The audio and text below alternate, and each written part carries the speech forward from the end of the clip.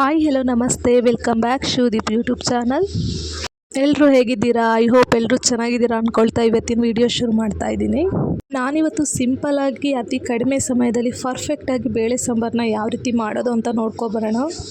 Bachelors ಎಲ್ಲ ಕಡಿಮೆ ಟೈಮಲ್ಲಿ ಅತಿ ಬೇಗನೆ ಇದನ್ನು ಪ್ರಿಪೇರ್ ಮಾಡ್ಕೊಳ್ಬೋದು, ಅಷ್ಟೇ ಟೇಸ್ಟಿ ಕೂಡ ಆಗಿರುತ್ತೆ. ಬನ್ನಿ ಆಗಿದ್ದರೆ ಇದಕ್ಕೆ ಬೇಕಾಗುವಂಥ ಪದಾರ್ಥಗಳನ್ನ ನೋಡ್ಕೊಬರೋಣ. ಒಂದು ಮೀಡಿಯಮ್ ಸೈಜ್ ಈರುಳ್ಳಿ ಟೊಮೊಟೊನ ಚಿಕ್ಕದಾಗಿ ಕಟ್ ಮಾಡಿ ಇಟ್ಕೊಂಡಿದ್ದೀನಿ. ಒಗ್ಗರಣೆಗೆ ಸಾಸಿವೆ, ಜೀರಿಗೆ, ಬೆಳ್ಳುಳ್ಳಿ, ಒಣಮೆಣಸು ತೊಗೊಂಡಿದ್ದೀನಿ, ಎಣ್ಣೆ ತೊಗೊಂಡಿದ್ದೀನಿ, ಹಾಗೆ ರುಚಿಗೆ ತಕ್ಕಷ್ಟು ಉಪ್ಪು, ಖಾರದ ಪುಡಿ, ಹಾಗೆ ಸಾಂಬಾರು ಪುಡಿನ ತೊಗೊಂಡಿದ್ದೀನಿ. ಕುಕ್ಕರ್ಗೆ 1/4 kg ಆಗೋಷ್ಟು ತೊಗರಿಬೇಳೆನ ಮೊದಲೇ ಒಂದು 10 ನಿಮಿಷ ಮೊದಲು ನೆನೆಸಿ ತೊಳೆದಿಟ್ಕೊಂಡಿದ್ದೀನಿ, ಅದನ್ನು ಹಾಕ್ಕೊತಿದ್ದೀನಿ. ಹಾಗೆ ಒಂದು ಮೀಡಿಯಮ್ ಸೈಜ್ ಈರುಳ್ಳಿನ ಹಾಗೆ ಟೊಮೊಟೊನ ಚಿಕ್ಕದಾಗಿ ಕಟ್ ಮಾಡಿ ಇಟ್ಕೊಂಡಿದ್ದೀನಿ, ಅದನ್ನು ಕೂಡ ಇದಕ್ಕೆ ಹಾಕ್ಕೊಳ್ತಾ ಇದ್ದೀನಿ. ಹಾಗೆ ಹಸಿಮೆಣಸು ಮತ್ತು 1 ಚಿಟಿಕೆ ಅರಿಶಿಣ, ಹಾಗೆ 1 ಟೇಬಲ್ ಸ್ಪೂನ್ ಆಯಿಲ್ನ ಇದಕ್ಕೆ ಹಾಕ್ಕೊಳ್ತಾ ಇದ್ದೀನಿ. ಇದಕ್ಕೆ 1 ಟೇಬಲ್ ಸ್ಪೂನ್ ಸಾಲ್ಟ್ನ ಕೂಡ ಸೇರಿಸ್ಕೊಂಡಿದ್ದೀನಿ. 4 ವಿಷಲ್ ಕೂಗಿಸ್ಕೊಳ್ತಾ ಇದ್ದೀನಿ. ಇವಾಗ ಒಗ್ಗರಣೆಗೆ ಒಂದು ಪಾತ್ರೆಗೆ 2 ರಿಂದ 3 ಟೇಬಲ್ ಸ್ಪೂನ್ ಆಯಿಲ್ನ ಹಾಕಿಬಿಟ್ಟು ಇದಕ್ಕೆ ನಾನು ಸಾಸಿವೆ, ಜೀರಿಗೆ ಹಾಗೆ ಒಣಮೆಣಸನ್ನ ಸೇರಿಸ್ಕೊಂಡು ಫ್ರೈ ಮಾಡ್ಕೊಳ್ತಾ ಇದ್ದೀನಿ. ಅದಕ್ಕೆ ನಾನಿವಾಗ ಬೆಳ್ಳುಳ್ಳಿನ ಹಾಕ್ಕೊಳ್ತಾ ಇದ್ದೀನಿ.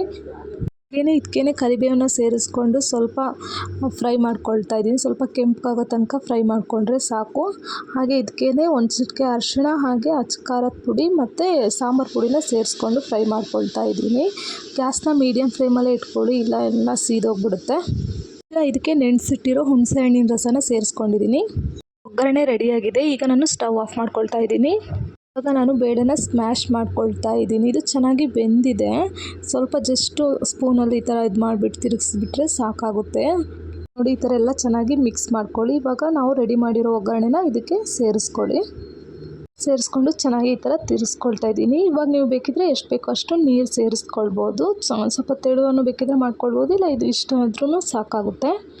ಮೀಡಿಯಮ್ ಫ್ಲೇಮಲ್ಲಿ ಇಟ್ಟು ಒಂದು ಕುದಿ ಬರೆಸಿದ್ರೆ ಸಾಕಾಗುತ್ತೆ. ಇವಾಗ ಚೆನ್ನಾಗಿ ಕುದಿ ಬಂದಿದೆ, ಒಂದು ಕುದಿ ಬಂದಿದೆ. ಈಗ ನಾನು ಕಟ್ ಮಾಡಿರೋ ಕೊತ್ತಂಬರಿ ಸೊಪ್ಪನ್ನ ಮೇಲ್ಗಡೆಯಿಂದ ಉದುರಿಸ್ಕೊಳ್ತಾ ಇದ್ದೀನಿ. ನೋಡಿ, ಇವಾಗ ಇದು ಚೆನ್ನಾಗಿ ರೆಡಿ ಆಗಿದೆ. ಕುದಿ ಬಂದಿದೆ, ಇಷ್ಟು ಬಂದರೆ ಸಾಕಾಗುತ್ತೆ.